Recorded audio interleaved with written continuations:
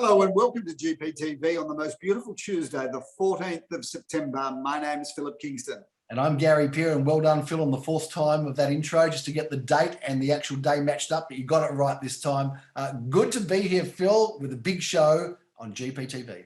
We are coming out of it, Phil. I'm feeling it, I'm feeling it coming out. I think we're getting a bit of pressure from what Gladys is doing. She's kind of driving things forward to open up Australia and Victoria. I think and other states are going to need to follow, Phil, because, it's time. It's time to get, Look, it's time to get over.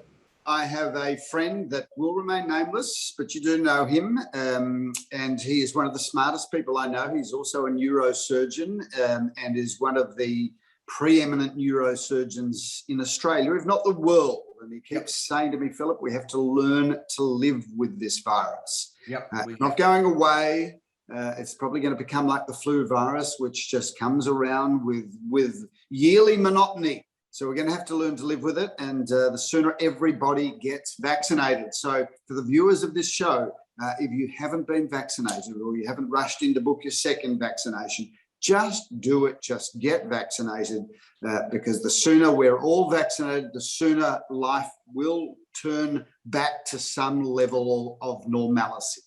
Yeah, indeed, Phil. You've got to get vaxxed. And look, I think people are getting restless too. I've got to say, Phil, when I go on my limited 2-hour walk, which I strictly adhere to, of course, I can see that there are people out and about everywhere. People are keen to interact with other people again. So I think, I think it's going to get to the stage where there's going to have to be an opening up, or people are just going to start just breaking out and socialising and meeting again, because people need people, Phil. No man is an island, Phil. People need people, and it's sort of starting to feel that a lot of people now are just saying, you know what, there might be a consequence, and I'm not saying people should be flouting the laws and putting others in danger, but I think people want to be connecting with other people now. It's getting that stage where... Well, just moving from subject to subject, Gary, this is a bouncing show, a bouncing ball of a show where we move from subject to subject, and of course with absolutely no thought to and regard to the way the show flows. But talk about a weekend that was in football. My Lord, to see the mighty D's absolutely annihilate Geelong, although it did come out after the game that Geelong had suffered a virus had swept through the Geelong team. Well, all I can say is bad luck. Bad luck. I love a good virus when it affects the other team. Anyway, Melbourne demolished Geelong, and then we were sitting around thinking, well, let's see how the Doggies and Port Adelaide go. And unfortunately, the Doggies demolished Port Adelaide in the same way that Melbourne demolished Geelong. So we've now got two teams that are demolishers going off at the big dance, Gary. And I'm not sure I would have picked the Dogs to play Melbourne. I'm not sure they're the team we would have wanted to play. But how good is it for Victoria that the Doggies and the Demons go in at the big dance in Western Australia, where Melbourne has the most normally atrocious track record at finals? Well, what happened to Melbourne last year is what Melbourne served out this year, Phil, it seems. And good luck to the Melbourne Football Club. Lord knows it's been a long time. So my thoughts are with all the Melbourne people that can't get there to see the game. Now, I don't know it's going to be, sorry, I'm just going to jump in once more. Sorry to cut you off, because I am the Melbourne supporter here, so I'm kind of obliged to take the commentary. I think it's great for Victoria, because a lot of Victorians, even though, Melbourne is the blue blood, upper class, stuck up side of so many decades. But I think if the Doggies weren't in the grand final against Melbourne, Victorians would have got right behind Melbourne, because they feel bad. They haven't won a flag since 1964. But I've got to tell you, the Doggies versus the D's, I reckon people are going to be going, who do we get behind? Who do we get behind? Because the Doggies are somewhat of Victorian favourites in many ways. Yeah, they are, Phil. While all of the Melbourne supporters and all the Melbourne elite are sipping on their cognacs, saying, oh, jolly good for the old Demons, the Doggies are out there like Ivan Drago, Phil. They're in the basement just fighting away. Remember, Ivan Drago was the boxer that knocked out Rocky, and he was just working away in the basement. And of course, we know that the dogs can come from behind and do it. They've done it before. They called it doggy style when they won, Phil. There was nothing wrong with that when they came from behind and they actually won the final a few years ago. So, you know, they could be doing a doggy style again, Phil, coming from behind and actually winning. So there you go. This is a real estate show. One last close to football, because it's incumbent for us to just show how well connected we are. I'm just going to put up a photo now of the mighty Max Gawn in one of his many poses from all of his success across the weekend. But the real success is who he hangs out with. And how about that photo of me and Maxie? Me smiling, of course, because Maxie had said to me at that moment, we're going to win the flag in 2021, and I just burst out laughing. So nice to see the gentle giant do so well. That's a fantastic shot, and what an amazing person. And did he stand up? It's just, he's like a freak of nature, that guy, isn't he? To be that nimble and that athletic and still that tall. It's quite extraordinary. Phil, we've got to get back to real estate at some point in time, because it is a real estate show. There are some people who want to know what's happening in real estate. And of course, the fact is, we haven't talked much about real estate because there's not that much to talk about, because we can't have an auction. We can't have it open for inspection. We can't, for goodness sake, show people a house. In New South Wales, agents are saying, please step this way, let that lady through, let that man through, let that person through that identifies however they'd like to. We can't do any of that, Phil, because we're still shut down. The RIV is screaming, the agents are screaming, buyers are screaming, vendors are screaming. Everybody's bloody screaming about the fact we can't do anything in property, Philip. People are angry, people are pissed off. What are we going to do about this? Well, Gary, we're just hoping that on the 23rd that we will be able to show buyers through an empty property or a vacant property, whatever that actually means. But we'd like to be able to show on the 23rd of September people through on a one-on-one appointment. That is, one agent will take a buyer or a couple of buyers from the same family through a house where we'll all have our masks on.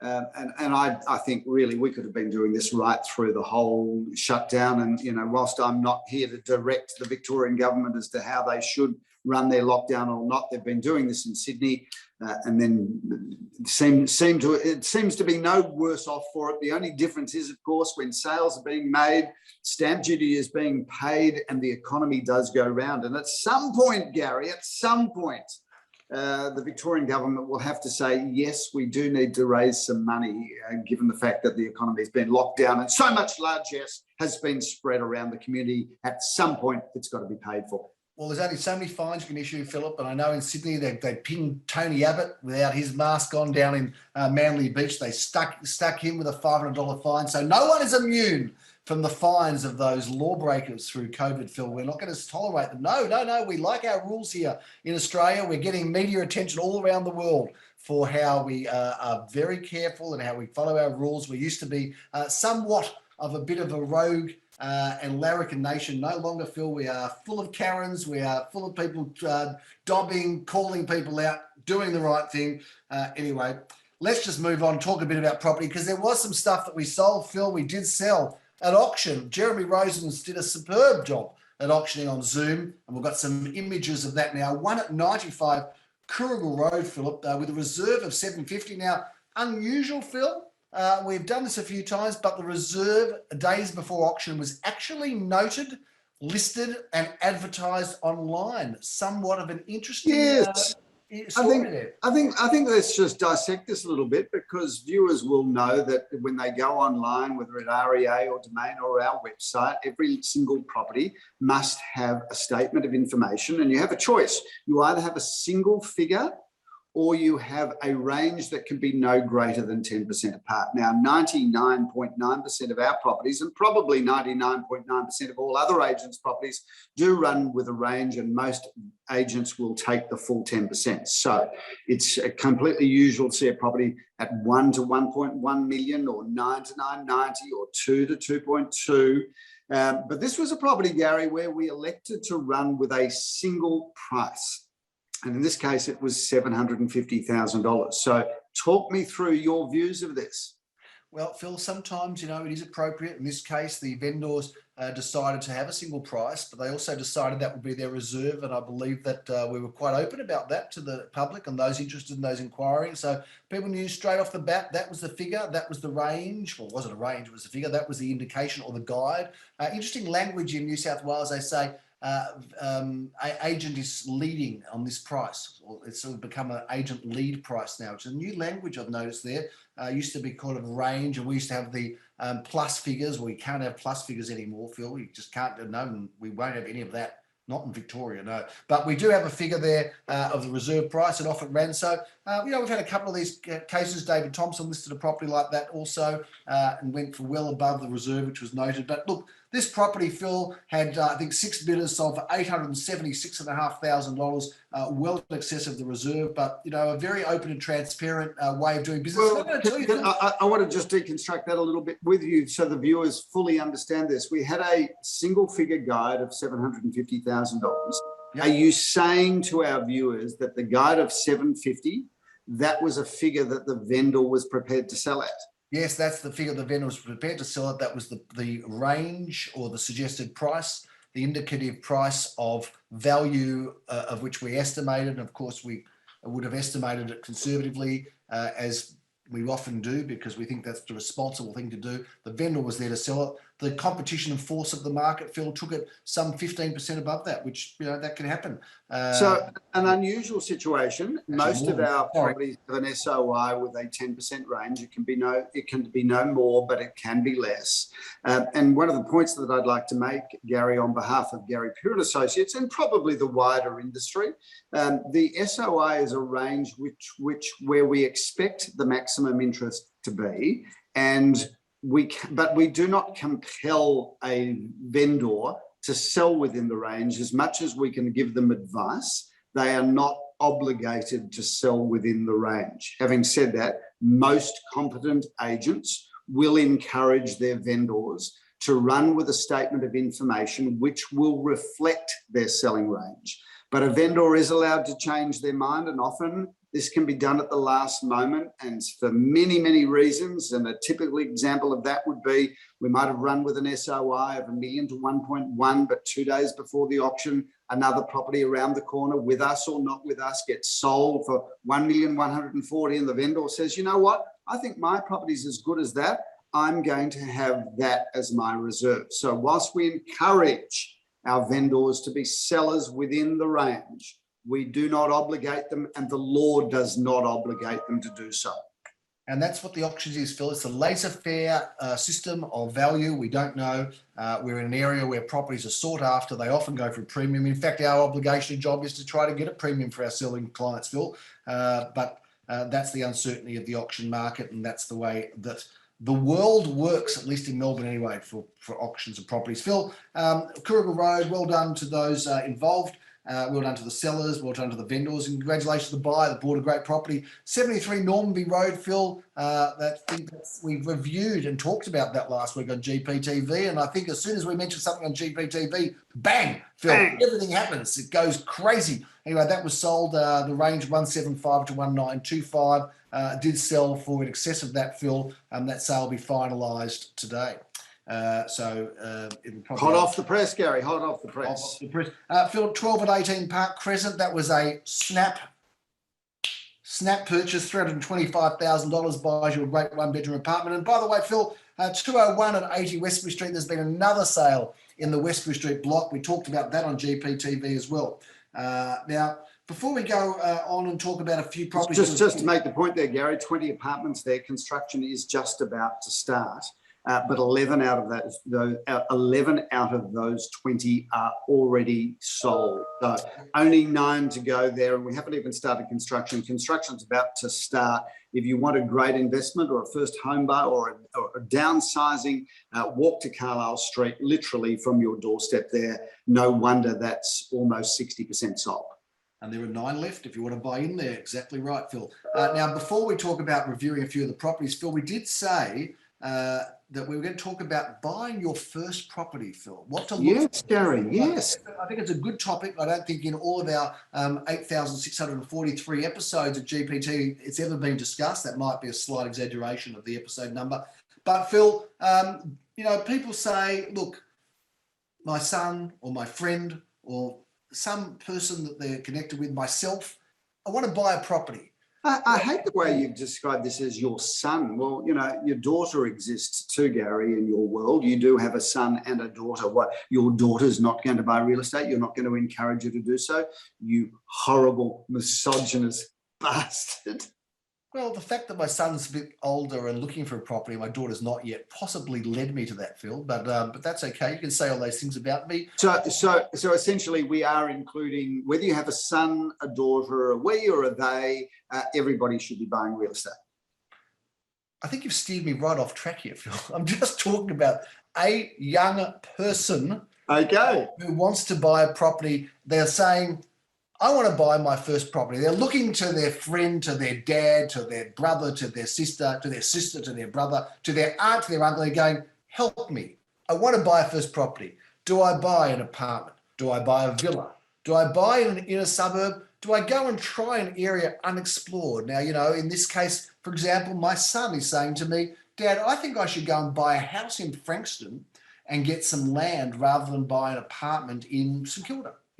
These are the sort of dilemmas that young people have, Phil. And being in touch with young people as we are, it's incumbent on us to try to help them on their path of wealth creation and property acquisition, Phil. This is a very lengthy introduction, Gary, to how do we help the first home buyer and what should first home buyers do it. I've made some notes around this. The first thing that I'd like to say, Gary, is that the sooner you can encourage a young person to buy their first piece of real estate, the better. And it almost, to me, doesn't matter what they buy. And of course, there's better things to buy than some other things. But I love to see young people buy because it's really a forced saving. And it's a forced saving discipline that the sooner young people get into the discipline of saving money, the better. Because not to sound too old, Gary, but when we were young, there really wasn't much to do. There was nowhere much to go. There wasn't really a great choice. And I say this quite sincerely, there wasn't a great deal of things that you could do with your money. Times were simpler then. Today, I think young people have got such incredible choice with their money. Do we go overseas? Do we go out for breakfast every day? Do we go to the theatre? Do we go and see a band? There is so much happening that it's so easy to just get to the end of the week and your money's gone. Buying a property is the best saving thing you can do. And there's an argument sometimes, well, maybe I should put my money into the share market instead of the property market. The joy of getting a mortgage, Gary, is it forces you on a weekly, monthly basis to put money aside. And for me, the number one reason why young people should buy real estate is because a mortgage is a wonderful reason to get out of bed in the morning, and it's a commitment, and it comes before you spend money on anything else. So for me, Gary, I'm going to just lead off by saying, of course, there's better real estate to buy than just anything. But having said that, the sooner young people buy a property, the sooner they get on the wealth creation cycle instead of the wealth spending cycle. Well, I've got to say, Phil, I don't agree with one thing you said there about when we were young not having money to spend on, because the Totaliser Agency Board, Phil, was around in those days, and I did get dragged out of there by my mother by the ear when I was 16 years old. So I definitely found an outlet to spend on, Phil, and Lord knows, had I not, I would have had a very nice portfolio by now. Not that I'm crying poor, but Phil, I agree with you.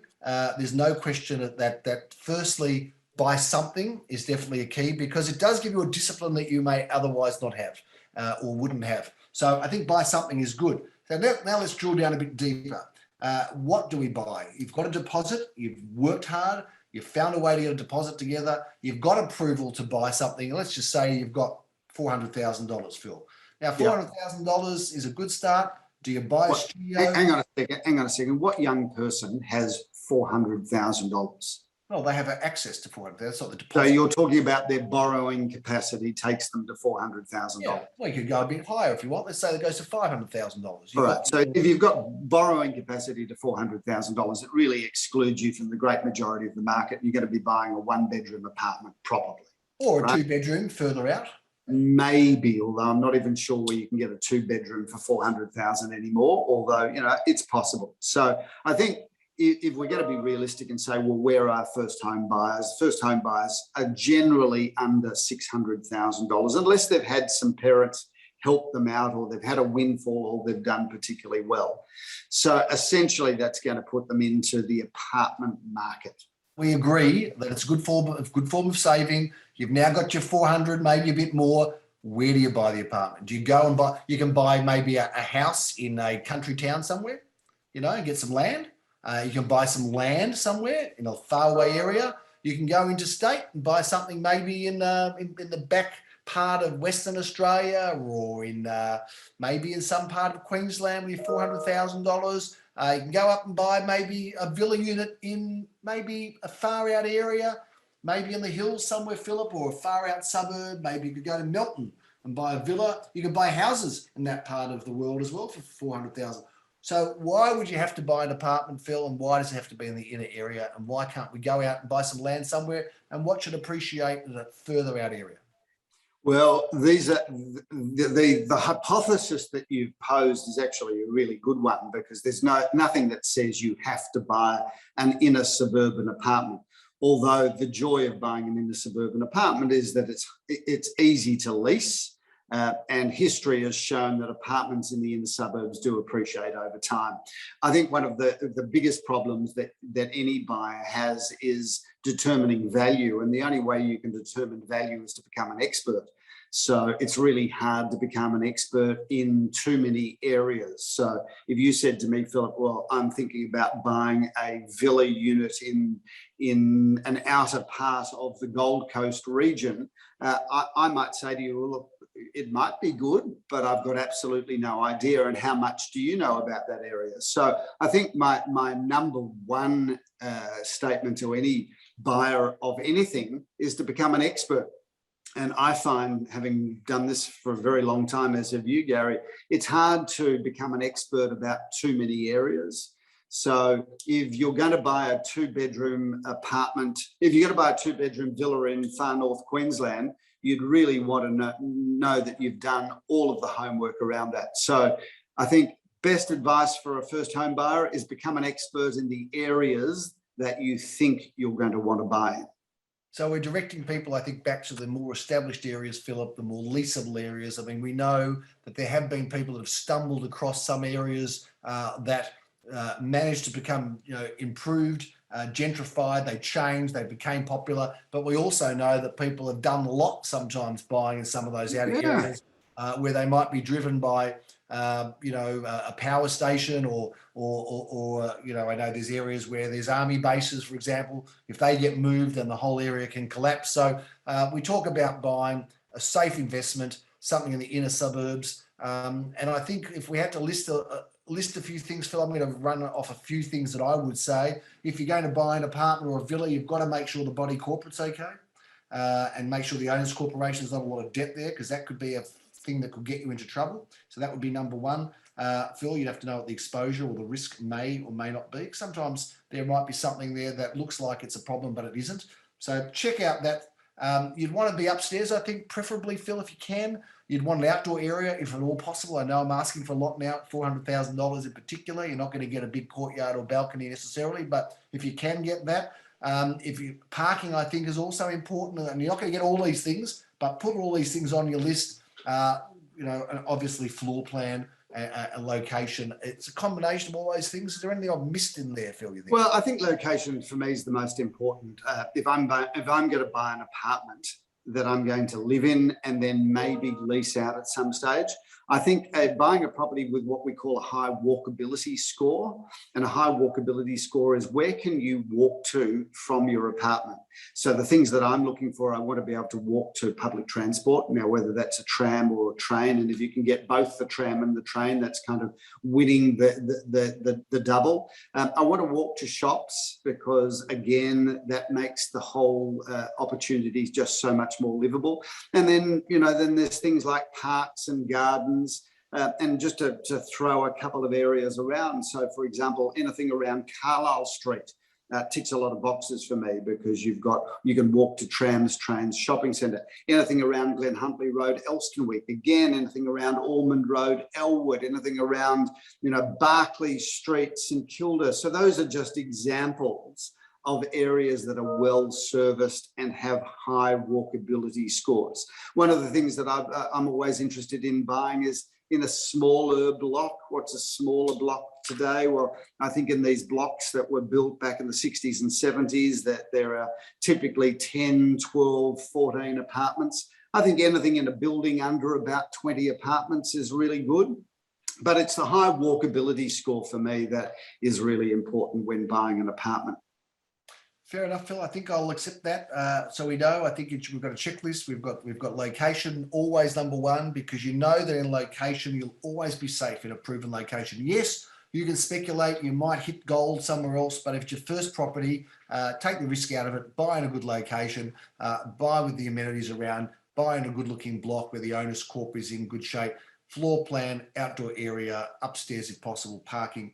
Combination of those things will get you set on your way and pay down the debt as well as you can, so you can upgrade and buy something better. Let's jump the situation though and talk about, because there's plenty of first home buyers that have got up to $1 million, 1.1, 1.2, and when we talk about first home buyers, it's not it's not a 20-year-old, but it might be a couple in their mid to late 20s. They've both got good incomes, therefore their borrowing capacity is quite significant. They might have had some help from the family. So we look at all of our first home buyers that have got 800 to 1.2. What do you think they should be buying, Gary? Yeah, that's a good point, Phil. There are a lot of people, and a lot of our viewers would be in tune with those circumstances and people. Phil, I think I'd be again sticking in the better suburbs. I'd be trying to get a little bit of land, even if it was I like the villa. I like the villa and I like the semi.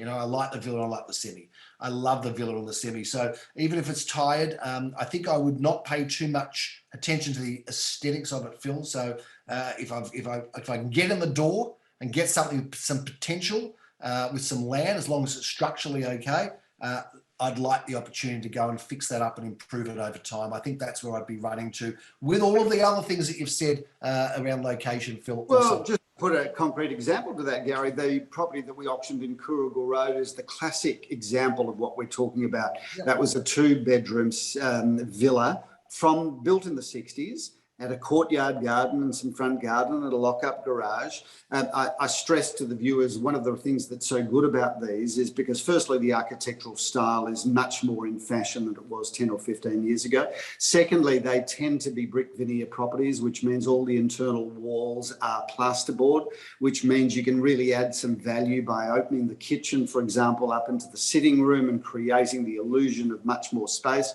You've got some outdoor area, you've got nobody above you, you've got nobody below you, you've got lots of you've got just high amenity. I'm going to draw everybody's attention, and this is something that you and I did on the weekend, because we both went for a walk on Sunday and we both ended up at the Normanby train station walking around that area.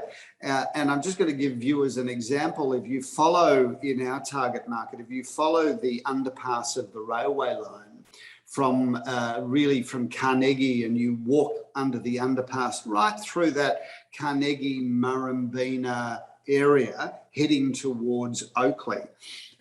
You've got train stations, you've got shops, you've got parklands, you've got access to schools, and you've got, of course, the Chadstone Shopping Centre just literally on your doorstep. Now, radiating from that underpass, you've got a lot of these 1960s and 1970s villa developments. Typically, they're in blocks of 6, 8, sometimes 12, and then all the way up to 20.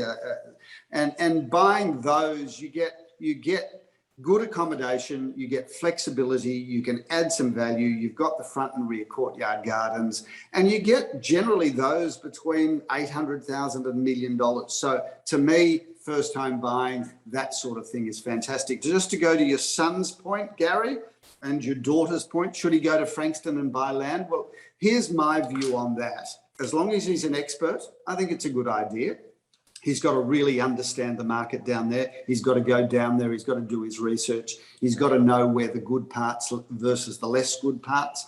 But my view on buying land is all the indications are that Melbourne is going to double its size in terms of the population over the next 20 to 30 years. That is going to put a pressure on blocks of land, older houses to be pulled down, greater level of density. So I think he's onto something there, Gary. I think that if you've got the money, buy as much land as you possibly can. But should you go to a far-flung rural township, look, I grew up in a country town, Gary, of 7,000 people. And when I was there at school, as a 12-year-old, the population was 7,000. I see the population is still 7,000. So the likelihood of land going up in country towns that aren't significant service centres like Ballarat and Bendigo and Geelong, you buy in a country town, you're going to get the lifestyle, but I don't think you're going to get the capital growth.